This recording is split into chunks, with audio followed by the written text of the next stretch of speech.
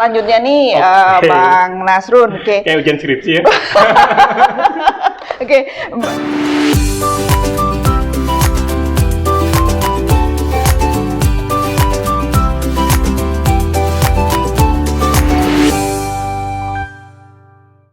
Oke, halo, selamat pagi. Berjumpa lagi dengan saya Yulis dari Learnology di segmen Dibahas Yuk. Nah, kali ini kita kedatangan tamu nih, Pak Bang ya, Bang Nasrun Yusuf, seorang protection planner. Kita akan berbincang banyak tentang investasi untuk si kecil. Oke, Bang Nasrun, selamat pagi. Selamat pagi, thank you juga udah diundang Mbak Yuli. Ya sama-sama. Oke, kita akan sharing nih ya, knowledge-nya ya. Nah, ini kita akan berbicara tentang investasi pendidikan nih untuk si kecil. Seberapa penting sih memulai investasi pendidikan itu untuk si kecil sejak dini ini? Pentingnya sebesar apa? Gitu? Oke.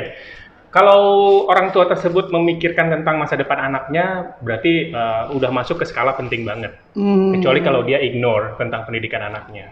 Karena semakin lama dimulai, itu biaya inflasinya semakin tinggi. Gitu. Jadi investasi itu semakin cepat untuk disiapkan, semakin murah. Karena biaya pendidikan memang nggak murah ya. Iya, inflasinya katanya sih 5 tahun sekali itu naik sekitar 10%. Wah, jadi benar-benar penting untuk memulai investasi anak sejak dini. Mungkin sejak dalam kandungan ya sudah. Biasanya sih kita bisa mulai itu ketika dia sudah punya akte. Oh, akte kelahiran. Sudah punya ID kayak gitu. Tapi kalau dia mau memulai dari kandungan ya boleh-boleh aja. Oh, begitu. No problem ya. No problem. Oke, kemudian cara mulai dan menentukan nih waktu yang tepat untuk memulai investasi untuk si kecil tuh bagaimana? Yang pasti ketika parent sudah mempunyai kecukupan dana ekstra, jangan sampai dia pakai cash flow rumah tangganya untuk kepentingan investasi. Karena kan secara segitiga keuangan, investasi itu kan ada di piramida teratas. Setelah dia mempunyai banyak hal dulu yang dia settle gitu, kayak hospitalization, dana darurat, dana cadangan, warisan yang kayak gitu. Nah, barulah investasi. Gitu. Oh, jadi tapi bukan juga suatu hal yang kita ignore ya tentang enggak, ya jangan. Jadi tapi tetap kebutuhan utama keuangan rumah tangga harus didahulukan sebelum memikirkan tentang investasi ya. Jangan sampai lebih besar pasak daripada tiang ya. Kurang lebih seperti itu ya. Oke, apa saja sih pilihan investasi untuk si kecil? Kalau kita menyarankan dia tidak put eggs in one basket gitu, jadi ketika dia mau berinvestasi itu coba dia belajar dulu tentang apa preparat investasi yang mau dia tuju gitu. Kalau saran saya untuk jangka panjang, orang tua yang melek informasi bisa ikut dulu misalkan sekolah pasar modal di BI, atau dia belajar tentang reksadana, lalu dia punya juga investasi-investasi konvensional kalau dananya ada, seperti kayak tanah, ruko. Nah, itu sesuatu yang sifatnya besar kan. Tapi kalau yang millennials kan lebih cenderung suka mempunyai paper asset. Aset tersebut dalam bentuk kertas gitu loh. Jadi dia bisa investasi di saham, tapi bukan sebagai trader. Tapi sebagai penabung saham aja, atau di reksadana, atau juga mungkin kalau sekarang kan ada ori, sukuk syariah kayak begitu. Nah itu bagus sih untuk ditaruh duitnya gitu, karena dia memberikan nilai bunga yang lumayan dibanding deposito. Oh begitu. Gitu. Nah kalau misalnya ada nih, nggak semua orang tua kan melek seperti itu ya. Ada juga yang misalnya mereka berinvestasinya dalam bentuk benda seperti emas ya. Itu bagaimana? Atau dinar ya mungkin ada. Dinar kayaknya nggak tahu, jarang ya. Emas sih biasanya. Tapi kalau emas itu, kalau kayak saham bentuk investasi, rata-rata sih saran kita itu pakai konsep dolar averaging konsep. Jadi mahal murah kita beli secara gradual terus menerus gitu. Misalkan gue mau investasi buat anak gue nih, gue pengennya di emas. Ya udah, lu targetin berapa? Sebulan lu ngeluarin 1 juta dari gaji lu atau dari pendapatan lu, beli emas terus 1 juta. Mau emas murah, mau emas mahal, beli 1 juta gitu. Jadi continue ya? Continue, betul. Yang paling penting itu. Jadi yang penting untuk berinvestasi itu kita selalu continue. Terus kalau seandainya dia punya misalkan bonus di akhir tahun atau punya keuntungan perusahaan, ya mulai cari lagi nih apa yang bisa dia investasikan, jangan emas lagi gitu. Oh begitu. Gitu. Misalkan pemerintah ngeluarin kayak surat hutang negara, ori dengan bunga yang tinggi lumayan gitu, ya udah dia top up di situ, dia beli di situ gitu. Lalu bunganya tersebut jangan dikonsumsi, tapi dimasukin lagi ke sebuah rekening tertentu yang untuk anaknya. Oh, Gitu. jadi bunga berbunga ya? Iya, bunga berbunga. Ini gitu. flowery. Oke, pertanyaan selanjutnya nih, Oke. Bang Nasrun. Oke, Kayak ujian skripsi ya. Oke, bagaimana cara memilih jenis investasi sesuai kemampuan orang tua nih? Oke, kalau memilih itu tergantung dari dana yang ada sih. Terus juga tujuan pendidikannya itu apakah dari usia dini atau untuk kuliah.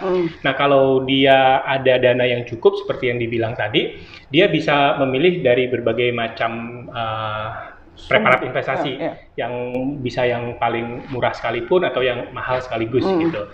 Nah, kalau yang ada dana cukup besar, dia bisa mungkin dengan mempunyai satu aset yang bisa menjadi alat yang dia pakai untuk mendatangkan uang di masa depan anaknya. Contoh, misalkan dia beli ruko harga 2 miliar di daerah sekitar Jakarta Barat yang masih murah, atau di Pantai Indah Kapuk 2 gitu yang masih murah. Nah, anaknya masih umur mungkin 5 tahun. Nah, 15 tahun kemudian, atau 10 tahun kemudian ketika dia kuliah, nah itu kan harganya udah melambung tinggi tuh. Nah, itu saatnya untuk dia jual, atau kalau seandainya harga di sana itu masih bisa memberikan manfaat untuk kuliah atau sekolah anaknya, bisa disewakan. Kalau dia punya dana besar. Nah, kalau dia punya dana tidak besar, yang tadi tidak besar itu mungkin 1 juta, 2 juta, di bawah 10 juta gitu, di bawah 5 juta. Nah, itu dengan konsep yang reguler menabung. Jadi, seperti yang tadi ya, betul. Itu konsisten itu walaupun hasilnya pasti akan berbeda ya secara nominal, tapi setidaknya ketika uang pendidikan itu dibutuhkan, dia punya. Gitu. Oke, jadi sedia payung sebelum hujan ya. Oke. Nah, berapa persen dana sih yang harus dialokasikan untuk pendidikan ini? Pendidikan. Kalau kita sih mengalokasikan itu, yang paling penting itu adalah kebutuhan dasar dia terpenuhi dulu. Biasanya kebutuhan dasar itu memakan sekitar 60% dari penghasilan. Oke. 60%. Lalu kalau ada lagi yaitu sifatnya itu insurance. Itu sekitar 10% dari penghasilan. Lalu ada lagi kebutuhan-kebutuhan lain-lain. Nah, ini kadang-kadang nih lain-lain itu yang harus coba untuk direm oleh keluarga yang ingin punya pendidikan itu. Nah, kalau maksimalnya sih mungkin sekitar 30%. Tapi minimalnya banget jangan sampai deh ada untuk nggak nabung investasi. Sekitar 10% gitu. Kalau misalnya nih ada nih, kalau dulu saya sering dapat masukan ya, kalau mau nabung, ya, istilahnya untuk investasi ya, itu lebih baik dapat gaji, dapat penghasilan bulanan langsung dipotong separuh. Nah, kalau gitu kira-kira bijak nggak? Kalau menurut pandangan Mas Nasrul? Tergantung sifat orangnya juga. Kalau seandainya dia itu sangat tidak disiplin terhadap dirinya, itu mungkin bisa cara mendisiplinkan. Tapi kalau dia memang orang yang bisa mendisiplinkan dirinya, itu sebetulnya dia sudah punya pos-pos tersebut dan sebaiknya itu dipenuhi gitu loh. Jadi tergantung kita sih sebetulnya gitu. Seberapa penting menurut kita, seberapa sayang kita, seberapa khawatir kita tentang masa depan anak kita gitu. Kalau kita khawatir, pastilah nggak harus ada orang yang memaksa, kita akan pasti memaksakan diri untuk menyimpan. Jadi tergantung pada orang, berpulang pada masing-masing individu ya. Karena kalau kita paksakan sebagai financial advisor, dianya tidak mau mengikuti, kita bisa apa? Kan kita advice. Betul. Kalau dia tidak mau dinasehati, tidak melakukan apa yang kita advice ya, kan bukan uang kita juga, bukan anak kita juga, gitu kan? Betul. Oke. Nah, ini ada pertanyaan nih. Misalnya lebih baik mana sih investasinya, bentuk investasinya antara insurance ya, asuransi atau tabungan gitu? Apa kelebihannya, apa kekurangannya? Oke, mungkin diluruskan dulu ya. Kalau insurance itu bukan investasi. Insurance itu adalah protection. Jadi dia di level dasar dari sebuah piramida keuangan. Jadi dia harus, jadi paling dasar itu tadi dibilang bahwa dia harus punya hospitalization. Kalau kita di Indonesia udah untung harus punya BPJS. Gitu. Dan di atasnya lagi kita punya dana darurat sekitar 3 sampai 6 kali kita punya penghasilan ada di tabungan security kita.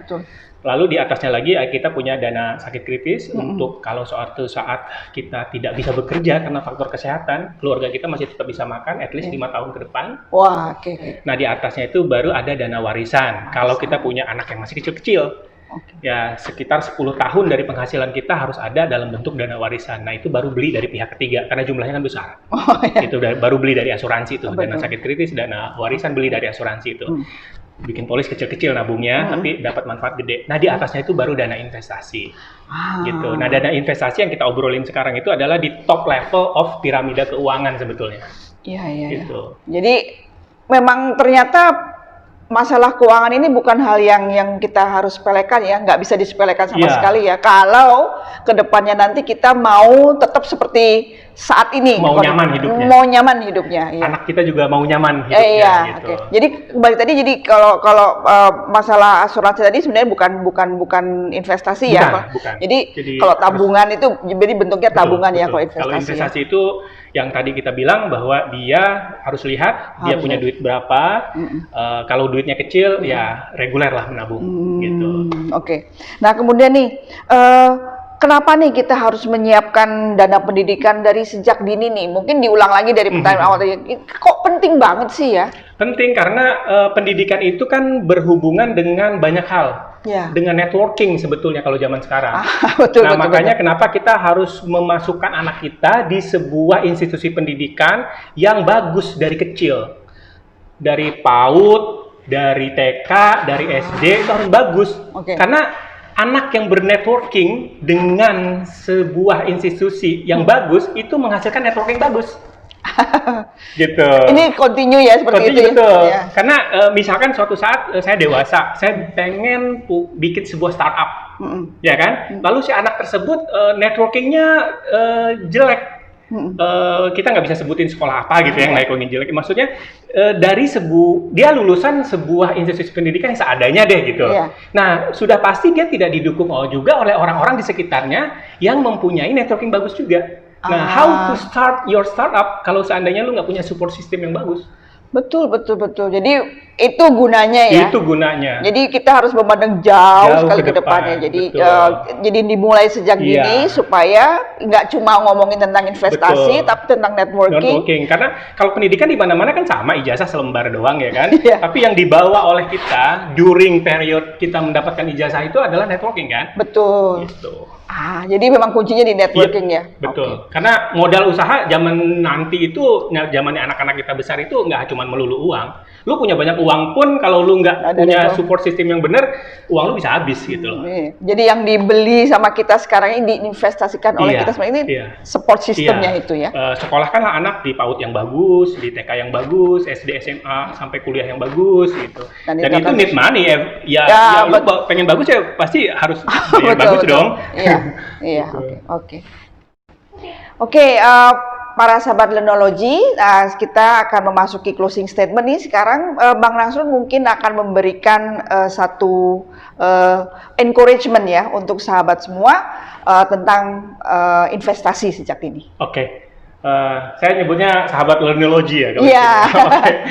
Teman-teman, encourage-nya itu sebetulnya sih sesuatu yang memang kita harus lakukan buat teman-teman yang punya anak ataupun akan punya anak suatu saat nanti. Dan ingat lagi bahwa biaya pendidikan itu setiap tahun akan naik dan juga networking yang bagus untuk anak kita itu hal yang paling penting selain modal. Oleh karena itu, saya sarankan untuk menyiapkan dananya sedari dini agar anak kita bisa masuk ke sebuah institusi pendidikan dari awal yang bagus, sehingga menghasilkan networking yang bagus juga di kemudian harinya. Jadi, nggak usah takut untuk tidak mempunyai modal untuk menyekolahkan anak. Kalau dimulai dari awal sekali, dengan modal kecil pun sebetulnya kita bisa melakukannya. Gitu. Waduh, bermanfaat sekali nih ya, terutama untuk para sahabat Learnology yang masih bingung gini tentang biaya pendidikan yang makin mahal. Jadi dengan sedikit ulasan tadi mungkin jadi terbuka nih pikirannya ya. Oh, ternyata berinvestasi itu bukan sesuatu yang tidak mungkin. Yang penting sih adalah niat, disiplin, serta rasa kasih kita kepada anak kita tersebut. 3 hal yang utama ya. Ya. Oke, mungkin sekian dulu bincang-bincang kita di Bahas Yuk bersama Bang Nasrul, seorang protector protection planner ya. Kalau ada komen atau mungkin Anda ingin ditanyakan, silahkan bisa follow Instagram saya @albaransyah, atau nanti bisa juga DM di Learnology. Nanti kita akan berikan nomor WhatsApp di jawaban DM-nya. Oke. Terima kasih. Saya juga sudah diundang. Iya, sama-sama. Sama-sama Nasrul. Oke, jangan lupa ya di like, di share, dan di subscribe Learnology. Nah, terima kasih. Sampai jumpa. Bye-bye. Bye.